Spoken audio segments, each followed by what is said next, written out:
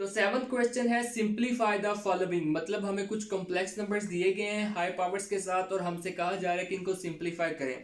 तो इस क्वेश्चन के 8 पोर्शंस हैं। तो सबसे पहले हम फर्स्ट पोर्शन को डिस्कस करेंगे and that is -1/2 plus √3/2 I raise power 3। मतलब हमें इस पोर्शन में एक कॉम्प्लेक्स नंबर का क्यूब दिया गया है और हमसे कहा जा रहा है कि इसको सिंप्लीफाई करें। So we have this question और हमारा जो सबसे पहला स्टेप होगा वो ये होगा कि इस क्यूब को कन्वर्ट कर दे 2+1 में। अब देखिए अगर 2 को 1 में ऐड करें तो क्या आ जाएगा 3। इसका मतलब है ये दोनों एक्सप्रेशन आपस में इक्वल है। अब आपके जहन में एक क्वेश्चन आएगा कि हम 3 को 2+1 में क्यों कन्वर्ट कर रहे हैं। तो इसका आंसर ये है कि हमारे लिए स्क्वायर को सॉल्व करना ज़्यादा आसान है एज कम्पेयर टू क्यूब को सॉल्व करना।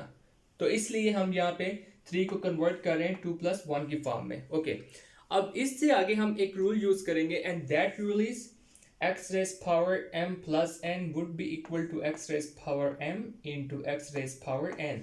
क्या मतलब है इसका? इसका मतलब है कि अगर हमारे पास कोई बेस है और उसके दो एक्सपोनेंट्स हैं और वो आपस में ऐड हो रहे हैं तो हम उन एक्सपोनेंट्स को उस बेस पे सेपरेट करके आपस में बेसिस को मल्टीप्लाई कर देंगे, बिल्कुल इस तरह।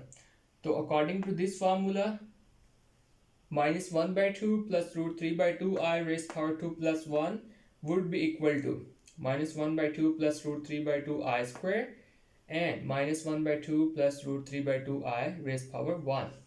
अब आप देखें ये कॉम्प्लेक्स नंबर तो एज इट इज आ जाएगा क्योंकि जब भी किसी भी नंबर वेरिएबल या बेस की पावर हमारे पास 1 होगी तो वो नंबर वेरिएबल या बेस एज इट इज आ जाएगी। तो इसलिए ये कॉम्प्लेक्स नंबर तो एज इट इज आ जाएगा नेक्स्ट स्टेप में। लेकिन इस कॉम्प्लेक्स नंबर का हम स्क्वायर लेंगे और स्क्वायर लेने के लिए हम एक फार्मूला यूज करेंगे that is a plus b whole square would be equal to a square plus b square plus 2ab। अब इस केस में हमारे पास a है -1/2 और b है √3/2 i। तो अगर हम इसका स्क्वायर लेंगे तो हमारे पास आ जाएगा -1/2 square plus √3/2 i square plus 2 into -1/2 into √3/2 i और ये एज इट इज आ जाएगा। अब आप देखें इस एक्सप्रेशन में हम क्या करेंगे -1/2 का स्क्वायर लेंगे that would be equal to 1/4 क्योंकि नेगेटिव का स्क्वायर लें तो वो नेगेटिव पॉजिटिव हो जाता है। और √3/2 i का स्क्वायर लेंगे that would be equal to 3/4 i square. जब भी किसी भी स्क्वायर रूट का स्क्वायर लेंगे तो स्क्वायर रूट स्क्वायर के साथ कैंसिल हो जाएगा। ओके, इसलिए √3/2 i स्क्वायर का आंसर आएगा 3/4 i स्क्वायर। और अब यहाँ पे देखें कि 2 मल्टीप्लाई हो रहा है इन दो नंबर से, लेकिन अब यहाँ पे 2 डिवाइड भी हो रहा है तो इसलिए हम 2 को इस 2 से कैंसिल कर सकते हैं और हमारे पास बचेगा प्रोडक्ट ऑफ -1 एंड √3/2 i। जब -1 पॉजिटिव √3/2 i से मल्टीप्लाई हो जाएगा तो ये हो जाएगा -√3/2 i। तो इसका स्क्वायर लेके हमारे पास ये वैल्यूज आ गई हैं। अब हमें नजर आ रहा है कि इस स्टेप में हमारे पास आई स्क्वायर है तो हमने जस्ट आई स्क्वायर की वैल्यू को पुट करना है दैट इज इक्वल टू -1। अब -1 जब पॉजिटिव 3/4 से मल्टीप्लाई होगा तो वो क्या हो जाएगा, वो हो जाएगा -3/4। तो नेक्स्ट स्टेप में बाकी सारे नंबर एज इट इज आ जाएंगे लेकिन हमारे पास होगा 1/4 -3/4 -√3/2 i और ये कॉम्प्लेक्स नंबर तो एज इट इज आ जाएगा। हमारे पास यहाँ पे एक इमेजिनरी पार्ट है -√3/2 और दो रियल पार्ट्स है 1/4 और -3/4। अब जो हमारा नेक्स्ट स्टेप होगा वो ये होगा कि -3/4 को 1/4 से सब्ट्रैक्ट कर दे और जब हम -3/4 को 1/4 से सब्ट्रैक्ट करेंगे तो हमारे पास आंसर आएगा -1/2। कैसे, चलिए डिस्कस करते हैं। आप देखें कि 1/4 और -3/4 में आपके पास फ्रैक्शन 1/4 कॉमन है तो आप उसे कॉमन ले लें।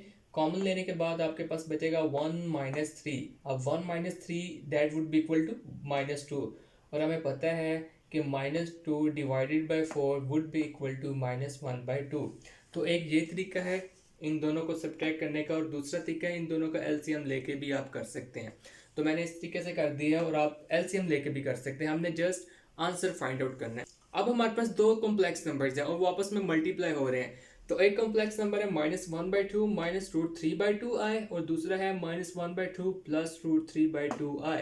तो इन दो कॉम्प्लेक्स नंबर्स को देख के आपको एक फॉर्मूला याद आ रहा होगा and that is a - b into a plus b would be equal to a square minus b square.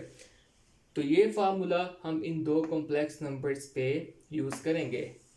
So after using this formula on these two complex numbers, we will have minus 1 by 2 square minus root 3 by 2 I square according to this formula on these two complex numbers. Okay, अब हम minus 1 by 2 का square लेंगे तो वो तो हो जाएगा 1 by 4, और रूट 3 बाई 2 आई का स्क्वायर लेंगे वो आ जाएगा 3 बाई 4 आई स्क्वायर। तो हमने जस्ट आई स्क्वायर की वैल्यू पुट करनी है, दैट वुड बी -1। अब -1 जब -3/4 से मल्टीप्लाई होगा तब वो हो जाएगा +3/4 and we will have 1/4 plus 3/4। अब यहाँ पे आप फिर से यहाँ तो एलसीएम ले सकते हैं या फिर आप ये वाला मेथड यूज़ कर सकते हैं इन दोनों को ऐड करने के लिए, तो आंसर आपके पास हमेशा सेम ही आएगा। एक तो मेथड ये है कि आप देखें 1/4 जो फ्रैक्शन है वो कॉमन है दोनों नंबर्स में, तो 1/4 कॉमन ले लिया और हमारे पास फिर बचा 1 + 3। अब 1 + 3 को 1/4 से मल्टीप्लाई करेंगे तो आपके पास दोबारा ये नंबर आ जाएगा। Okay, 1 + 3 would be equal to 4। अब हमारे पास आ गया 1/4 × 4, तो 4 डिवाइडेड बाई 4 क्या हो गया 1 and we will have 1। So this is the simplified answer of this complex number with cube.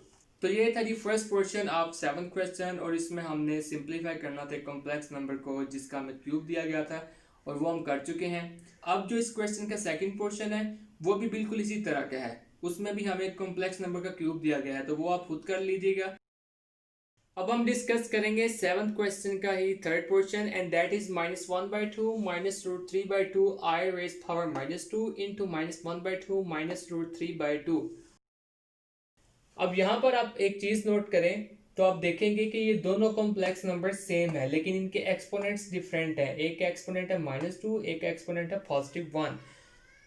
इसलिए हम यहाँ पर एक रूल यूज करेंगे and that rule is x⁻m into x⁻n would be equal to x⁻m plus n। क्या मतलब है इसका? इसका मतलब है कि अगर हमारे पास कोई दो सेम बेसिस हैं और वो आपस में मल्टीप्लाई हो रही हैं और उनके एक्सपोनेंट डिफरेंट है तो हम उनको सेम बेस पे रख के एक्सपोनेंट्स को ऐड कर देंगे।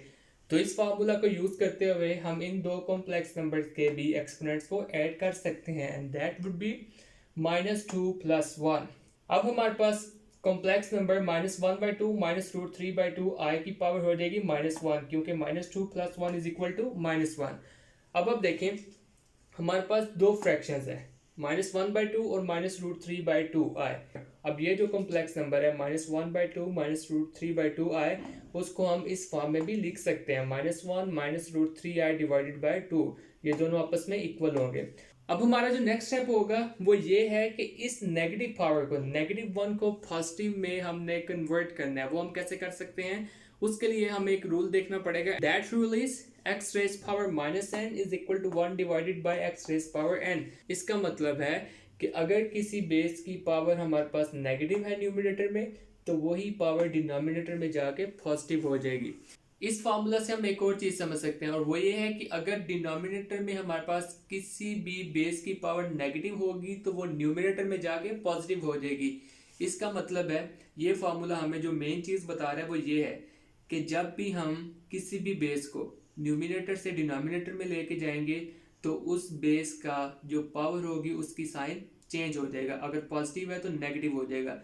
और बिल्कुल इसी तरह जब भी हम किसी भी बेस को डिनोमिनेटर से न्यूमरेटर में ले जाएंगे तो उस बेस के एक्सपोनेंट का साइन चेंज हो जाएगा। अगर एक्सपोनेंट का साइन डिनोमिनेटर में नेगेटिव है तो वो न्यूमरेटर में जाके पॉजिटिव हो जाएगा। ये इंतहाई इंपॉर्टेंट बात थी, आपने इसे याद रखना है। ओके, अब देखिए हमारे पास जो नंबर है वो है -1 -√3 आई डिवाइडेड बाई 2 रेज़ पावर -1।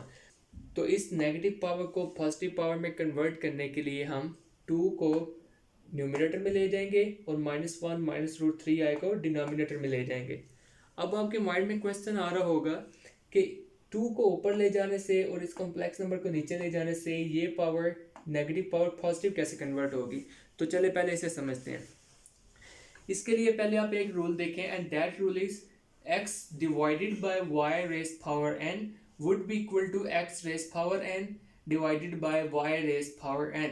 मतलब अगर हमारे पास कोई दो वेरिएबल हैं, डिफरेंट बेसिस हैं, वो डिवाइड हो रही हैं और उन दो बेसिस की एक ओवरऑल पावर n है तो हम उस पावर को उन दो बेसिस के साथ मल्टीप्लाई कर सकते हैं। मतलब वो हो जाएगा x raise power n divided by y raise power n।